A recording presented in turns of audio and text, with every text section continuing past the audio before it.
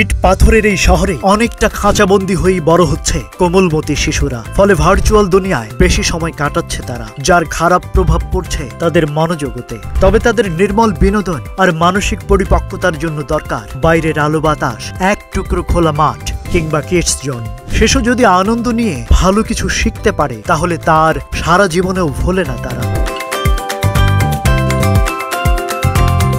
কিন্তু ঢাকায় শিশুদের উন্মুক্ত খেলার স্থান প্রয়োজনের তুলনায় খুবই কম। তবে প্রতিকূল পরিস্থিতির মধ্যেও শিশুদের বিনোদনের জন্য রাজধানীতে আয়োজন কিন্তু থেমে নেই। গুলশান সোসাইটির লেক পার্কে শিশুদের খেলার জন্য তৈরি হয়েছে একটি মডেল কিডস।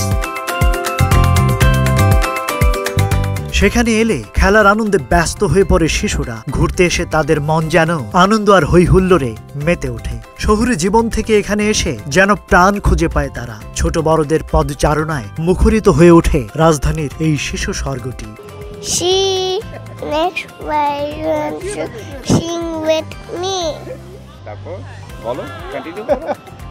প্রথম থেকে বলো। আজকে তো একটা কিডস জোন পেলে কেমন লাগছে? ভালো। কেমন ভালো লাগে? অনেক। কার সাথে এসেছো এখানে? আমার দাদার সাথে। তো এর আগে এরকম কিডস জোনে এসেছো? তো এখন যে এরকম একটা কিডস জোন পেলে তো কেমন লাগছে তোমার? ভালো। কি বলতে চাও যারা তোমাদেরকে এই কিডস জোন উপহার দিল? এই কিডস জোনটা আরেক রকম একটা কিডস জোন। কিডস জোনটা বাংলাদেশে এরকম কোনো কিডস জোন ছিল না।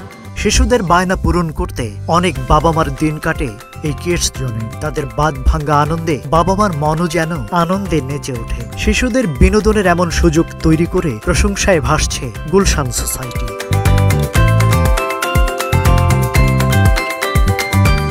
আজকের শিশুরাই ভবিষ্যতের শক্তি হয়ে গড়ে তুলবে এক আলোকময় বিশ্ব। এগিয়ে নিয়ে যাবে সভ্যতা ও সংস্কৃতিকে। শিশু কিশোরদের শারীরিক মানসিক বিকাশে এমন কিডস জোন অগ্রণী ভূমিকা রাখবে বলে মত দিয়েছেন বিশেষজ্ঞরা। Rajib Raihan, news flash 71।